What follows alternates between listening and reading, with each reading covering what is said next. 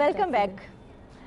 बात करेंगे हम इस वक्त डॉक्टर फ़ायज़ा से। इस वक्त मेरे पास जो बहुत अहम सवाल है डॉक्टर साहिबा वो ये है कि जो एक कानून बनाया गया है बच्चों के हकूक़ के तहफ़्फ़ुज़ का, उसके मुताबिक अगर कोई किसी बच्चे को मारता है या उसको कोई गज़न पहुंचाता है, उसको किसी गलत रास्ते पर लगाता है या उसको सही तरह तवज्जो नहीं देता, तो उसके लिए सज़ा है 3 साल कैद या फिर 50,000 रुपये जुर्माना। आमतौर पर यही सज़ा है। आप मुझे बताइए कि क्या इस सज़ा पर अमल भी किया जाता है? कोई आपको ऐसे केसेस मिलते हैं तो उनको अदालत में ले जाया जाता है? ये जो सज़ाएँ ये बहुत छोटी छोटी सज़ाएँ हैं, क्योंकि हमारा जो ये लॉ था ये लोगों को सज़ा देने के लिए नहीं था लेकिन बच्चों की तहफ़्फ़ुज़ के लिए ज़्यादा था।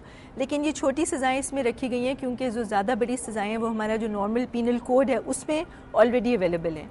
और यहाँ पे इन बच्चों को जब हम लेके आते हैं, ये ज़्यादातर जो बच्चे हैं ये इतनी क्लियरली आपको बता नहीं पा रहे, लेकिन इनको हमने स्ट्रीट से बच्चों को रेस्क्यू किया हुआ है। और बहुत सारे बच्चे इस वक्त हमारे पास 500 बच्चा यहाँ पे, जिनमें से मेजॉरिटी बच्चे कोई ना कोई किसी ना किसी गैंग से हमने जो उनको रेस्क्यू किया है। अब उन बच्चों से जो इन्फॉर्मेशन मिलती है तो उसके बाद फिर हम जब कोर्ट में प्रेजेंट करते हैं तो उन गैंग्स को भी परस्यू किया जाता है।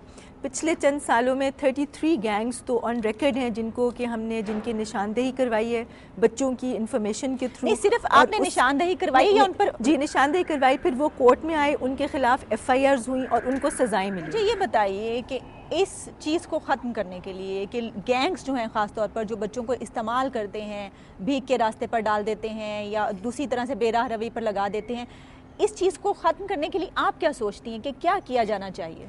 इसके लिए ये है कि चाइल्ड प्रोटेक्शन ब्यूरो तो एक छोटा सा कोना है, इसमें हमारी पुलिस डिपार्टमेंट, उनकी प्रॉपर तरीके से अवेयरनेस होनी चाहिए और हमारी जो ट्रैफिक पुलिस है वो, और फिर जो अडल्ट बेगर्स हैं हमारे स्ट्रीट्स पे, उनके लिए भी एक बाकायदा प्रोग्राम जो है वो शुरू होना चाहिए। कैमल रेस के हवाले से बहुत ज़्यादा बात की जाती है कि ऊँट की रेस में बच्चों को इस्तेमाल किया जाता है, और हमने अक्सर देखा, ऐसी खबरें भी आई, तस्वीरें भी आई अखबारात में कि पाकिस्तान के बहुत ज़्यादा बच्चे वहाँ पर ले जाए जाते हैं। इस हवाले से आपने कुछ किया या आपके इस इदारे में ऐसे बच्चे मौजूद हैं जो वहाँ से लाए गए? हमारे डिपार्टमेंट के थ्रू तकरीबन 1100 बच्चे जो हैं वो यहाँ पे आए हैं और उन बच्चों को पहले हमने वक्ती तौर पे अपने इंस्टीट्यूशन में रखा है, फिर उनकी फैमिलीज़ ढूंढी गई हैं, फिर उनको फैमिलीज़ में रीलोकेट किया गया है और फिर गवर्नमेंट ऑफ UAE उनको एक कॉम्पनसेशन प्रोग्राम जो है वो उनको दे रही है। शीरीन, ये बताइए कि SOS विलेज में जो बच्चे होते हैं उनसे उनके माँ बाप मिलने के लिए आते हैं ईद के मौके पर, कोई और मौका हो गया?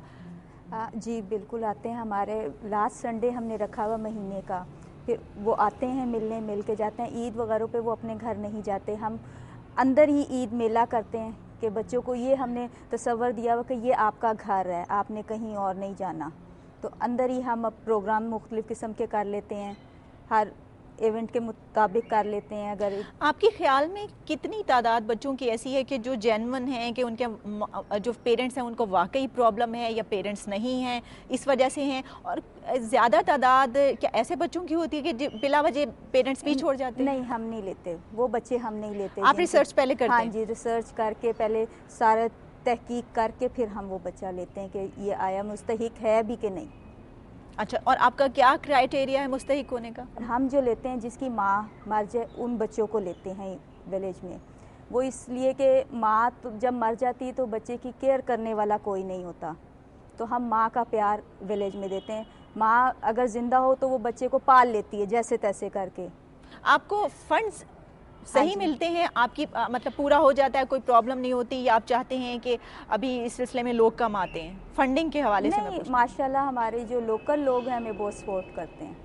आपको लगता है कि हमें नहीं इतना देती, मगर ये कि लोकल हमें बहुत लोग रिस्पॉन्स हाँ करते हैं? हाँ जी, बहुत ज़्यादा करते हैं। डॉक्टर फ़ायज़ा, लोग रिस्पॉन्स करते हैं, आते हैं मुख्तलिफ मौक़ों पर यहाँ पर? जी, ये डिपार्टमेंट टोटली गवर्नमेंट फंडेड है, लेकिन लोग डेफिनेटली आते हैं, ईद के मौके पे आते हैं, और वैसे भी अडॉप्शन के लिए भी लोग बच्चों को देखते हैं कि जब उनके पास अपनी औलाद नहीं होती। अच्छा, हमारे यहाँ पे क्राइटेरिया थोड़ा डिफरेंट है।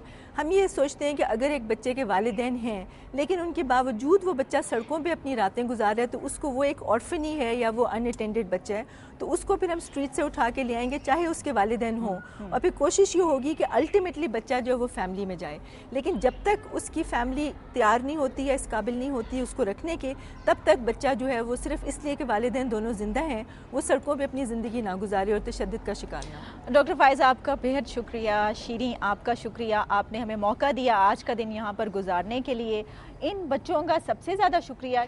और नाज़रीन, आपसे हम ये भी कहना चाहेंगे पहले तो कि यहाँ पर कुछ ऐसे बच्चे भी हैं कि जो यहाँ पर मौजूद है लेकिन उनके पेरेंट्स, उनकी फैमिलीज़ लोकेट नहीं हो पा रही। हम प्रोग्राम के आखिर में आपको उनकी तस्वीरें भी दिखाना चाहते हैं ताकि कोई उनकी फैमिली का कोई भी फ़र्द देख रहा हो तो वो उनको मिलने के लिए आ सके, पता चल सके कि उनकी फैमिलीज़ कहाँ हैं।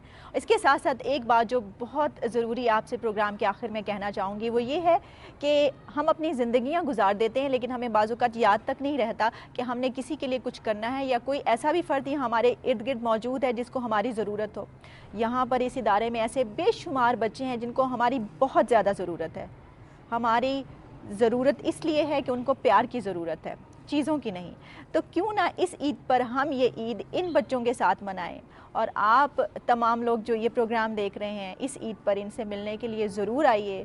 आपकी मोहब्बत की इनको बहुत ज़्यादा ज़रूरत है और हमारे पाकिस्तान को इनकी बहुत ज़्यादा ज़रूरत है। आपसे इजाज़त चाहेंगे। खुदा हाफिज़।